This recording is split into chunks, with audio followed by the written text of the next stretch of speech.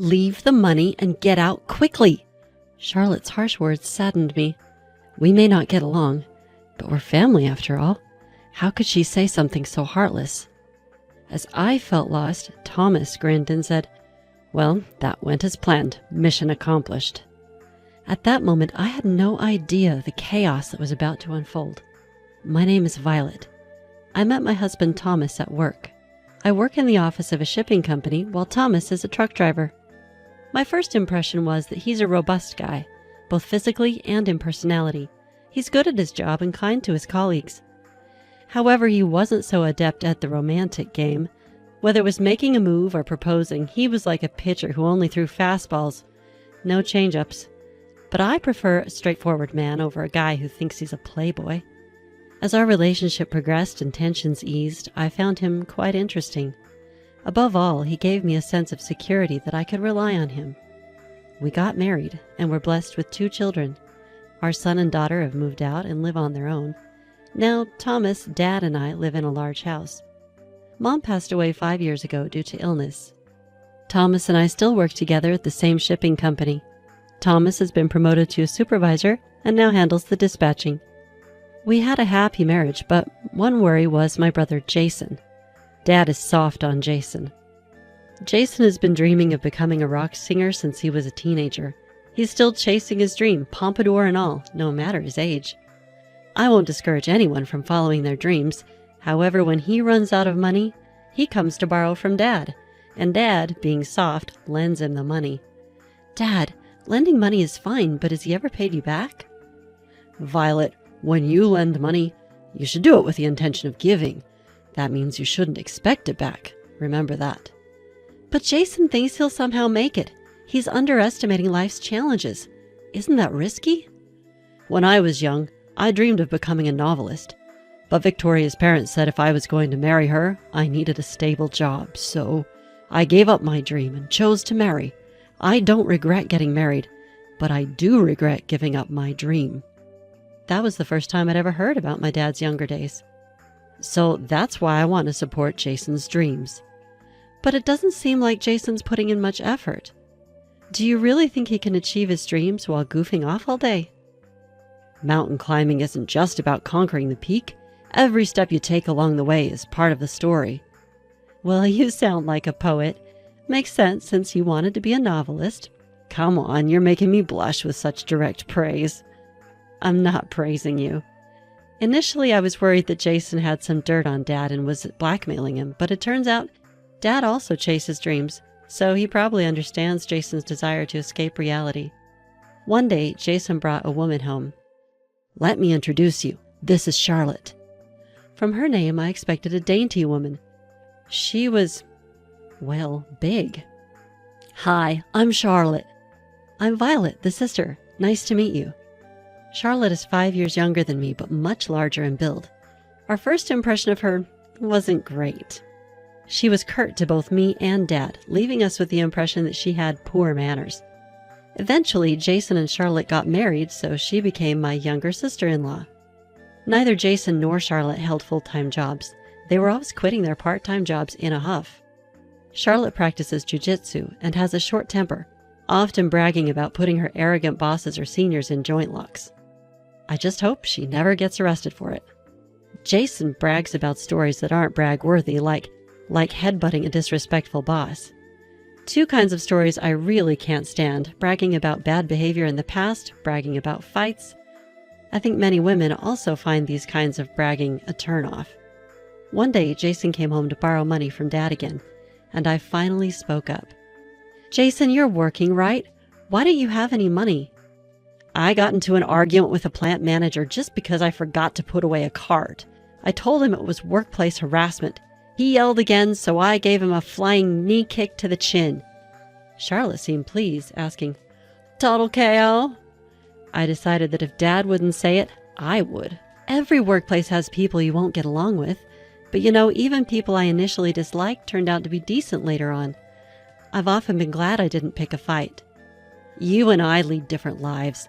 My pride is taller than the One World Trade Center, so yelling at me is practically asking for a flying knee. I couldn't believe my ears when Charlotte cut in. You siding with a boss who harasses people? That's not what I'm saying. Oh, so you're lecturing me. You better be ready for this. Ready? Want to take this outside? Or here's fine too. I was flabbergasted. What is she, a teenager? Feeling threatened, I walked away. I couldn't believe she was actually picking a fight. Jason didn't intervene. Would he have stopped if it were his wife fighting his sister? Getting hurt would be the last straw. I knew I had to watch out for that couple. When I turned 50, Dad got sick and was hospitalized. It wasn't long before we had to say goodbye. People said he lived a long life at 80, but I didn't feel that way. The era of living to 100. I still wanted to talk about many things with Dad. When Thomas and I were alone, he said, "Violet, actually, Lawrence." "What?" "Never mind."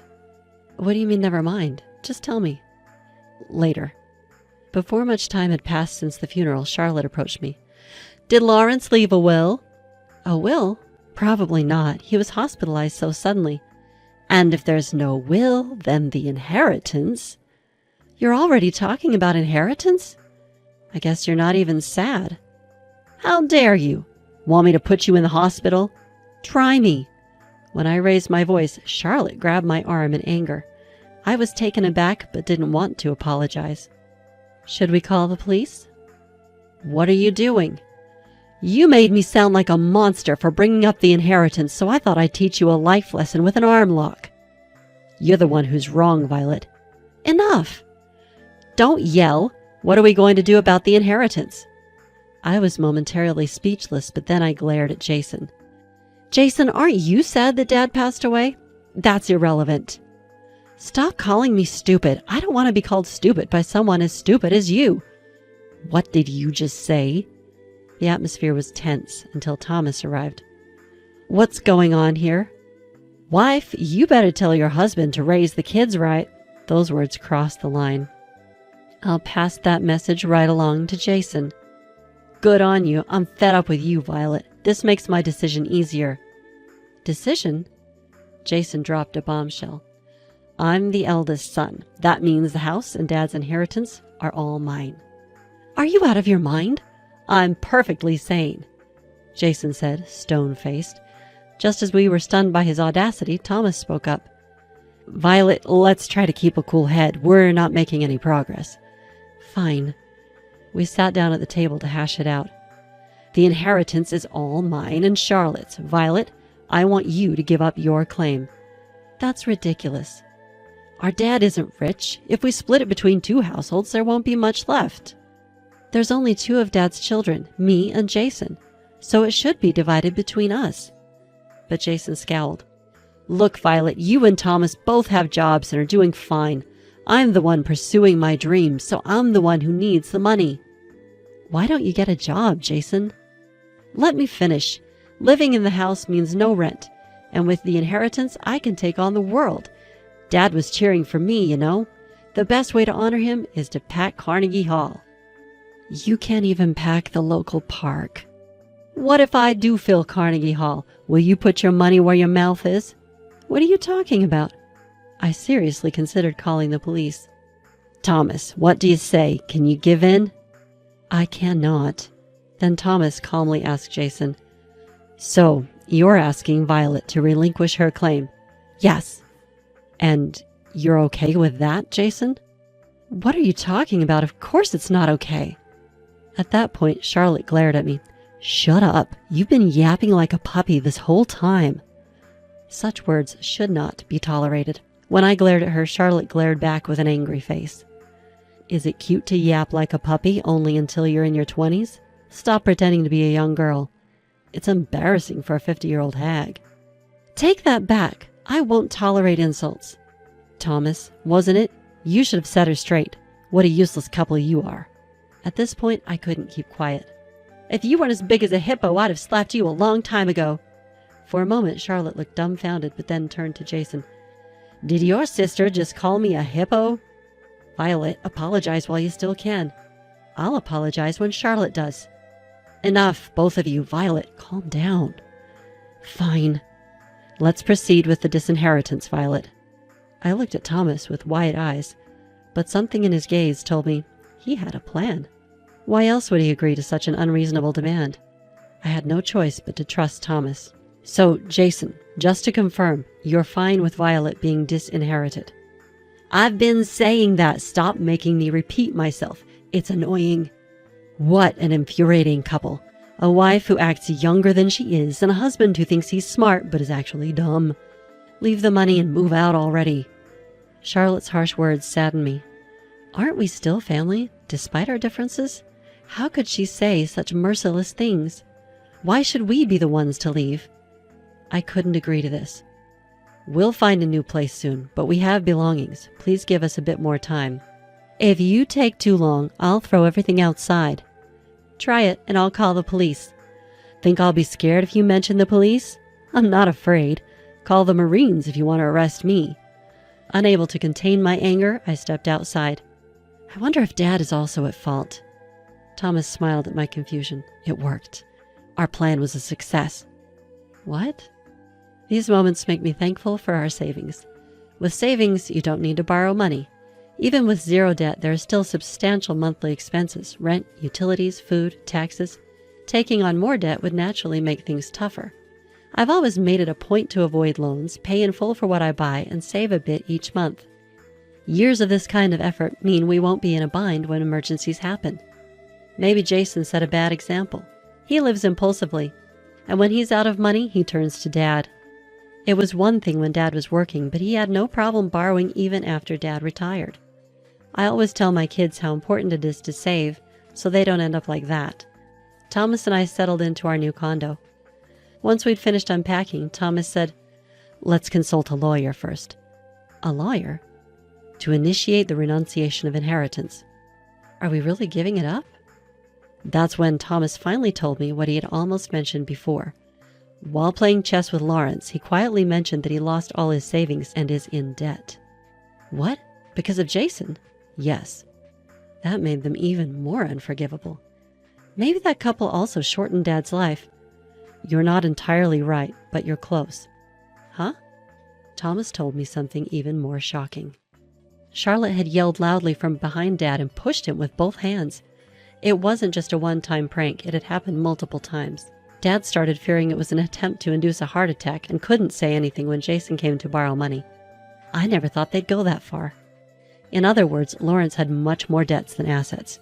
You get what I'm saying? Yes, now I get it. Inheritors receive not just assets, but also debt. If the debt exceeds the assets, you can renounce the inheritance. Let's ask the lawyer. That's the best course. We consulted a lawyer and successfully renounced the inheritance. Just as I thought they might show up, Jason and his wife barged into our new condo. Violet, you set us up, didn't you? Set you up? What are you talking about? Don't play dumb. There's no inheritance from Dad, just debt. You knew, didn't you? I had no idea. This won't end with just an arm lock. Be ready for a chokehold. I calmly took out my mobile phone. Hello, is this the police? What are you doing? Charlotte grabbed my phone and shut it off. Violet, how are you going to take responsibility for this? Then Thomas stepped in. Jason, I recall asking you multiple times if it's okay to relinquish the inheritance, right? So you knew it was drowning in debt, didn't you? I had no idea. Whenever Jason needed money, Lawrence would lend it without a second thought. He gave out big amounts like it was nothing. I assumed Lawrence must be well off. Jason was at a loss for words when Charlotte interjected. Nice try, but you're not weaseling your way out of this. We inherited those debts. You two need to do something about it. What responsibility are you talking about? My spouse and I are not responsible for any of this. Hey, are you going to do something about this or not? Threats won't work on me. Or should we lay it all out for a third play? I'll share every detail of what happened. Jason, are you okay with that? How would I know that Dad went into debt just to give Jason money? If I knew, I would have stopped it. Do you even realize you shortened Dad's life? Unable to respond, Jason stayed silent, but Charlotte was defiant. If you're going to say that, are you okay with both of you ending up in the hospital? Enough of this nonsense. If you lay a hand on me or coerce me, it's jail time. Your threats don't work on me. You're 45 and talking like some high school delinquent. Charlotte smirked, glanced back, and looked at Thomas again. Wait, were those lines aimed at me? Right after saying it, you coerce me? Coercion is a serious crime, you know. You won't get probation. Idiot! Are you a judge now? It's complex to decide whether probation applies in any crime. Don't talk nonsense when you know nothing. Seeing Charlotte's tirade, Thomas turned to Jason. Jason, are you okay with this? Charlotte, just shut up for a second. Excuse me. Who are you telling to shut up? Feeling something dangerous in Charlotte's menacing glare, I said, if you want to fight, do it outside. I won't allow it in my house. Let's go back for now. As Jason stepped out into the hallway, Charlotte followed. I quickly closed the door and locked it. I could hear their arguing voices, but I was more concerned about causing a disturbance in the neighborhood. Did you just tell me to shut up? What are you going to do if I call the police? Don't worry, I'll call an ambulance in a minute. A few seconds later, I heard Jason's screams from down the hall, but I pretended not to know him. Immediately after that, I heard what sounded like a dying scream, but it had nothing to do with me. Jason and Charlotte had insulted us, so obviously they'd severed ties with our family. So whether they divorce or Charlotte gets arrested for assault, it has nothing to do with me. A few days later, I got a call from Jason. Violet, I was wrong. Will you help me? Who is this? Don't be like that. We're siblings, right? I couldn't help but feel it was too late. Turns out Jason was in the hospital. Apparently, Charlotte had broken his arm. This was like something straight out of a comic book. Ever heard the term, you reap what you sow? I'm genuinely sorry. Could you cut me some slack? I can't afford the hospital bills. That's unfortunate. No matter how coldly I brushed him off, Jason kept begging. Please, for the love of God, help me. I'm not God. Is Thomas there? Don't call him by his first name. We're no longer family. My words seemed to hit hard, and Jason was speechless. Switching the call, Thomas took over. After a brief chat, he hung up. Let's go to the hospital. Don't give him a cent. I know. Thomas and I went to the hospital, but not to visit. It's better to say it face to face. Jason pleaded in a polite tone. Please help me. Debt collectors have come to the first floor of the hospital. Their nurse told me. I'm scared to death. But Thomas looked stern. After the insults you and your spouse hurled, it's only natural for us to cut ties. That's not what I meant. Well, if we're not cutting ties, then why disinherit? Disinheritance means cutting family ties. Jason looked down and spoke softly. I apologize for what I've done, but I need your help. I have no one else to turn to. What about Charlotte? We're divorced. A family falling apart, then. She's at the police station for assault. It felt unreal. You repeatedly called my wife an idiot. If I had called Charlotte that, you'd never forgive me. Jason looked troubled. People who spew hate often don't remember what they've said, but those on the receiving end don't forget. I have a good memory. I remember every word you two have said. I have heard it from Charlotte as well. The wife should be properly disciplined by the husband. What does that even mean? Explain it to me. Thomas presses on logically. What did Charlotte mean when she said a wife should lay down her body? Is that even something you should say to a woman? Those are not words you say to a woman. Jason seems to have forgotten not just his own comments, but also those made by Charlotte. Yelling like a little puppy? That's a clear insult. As for my dear wife, you called her a young wannabe or a 50-year-old hag. Don't repeat it. Sorry. Thomas doesn't let up. You said it to me as well. When I asked repeatedly if I should disclaim my inheritance, you told me to stop making you repeat yourself because it's annoying. It's too late for any excuses now. Jason lowers his head on the bed, looking like he's about to cry. I'm really sorry. Can you please find it in your heart to forgive me? No way. Charlotte called my wife an old hag, and you insulted me by saying I'm not mentally sharp. By the way, what does not mentally sharp mean? Explain it to me. Thomas glares at the trembling Jason. Explain it. What? Jason shakes and his eyes go wide with a terrified look. If I weren't in a hospital, I'd be yelling right now. Let's just cut ties off completely. You're the one who said to leave the money and move out quickly. Thomas looks down at the dejected Jason, then turns to me. Shall we go? Yes. After all was said, I thought Thomas might end up offering financial help out of a sense of divine mercy, but he stood his ground. As we left the hospital, a smile crossed my face. I saw your scary side today. There's nothing like that. Be kind to me, okay? Of course. The storm has passed. From now on, I hope for peaceful days, basking in the warmth of spring sunlight.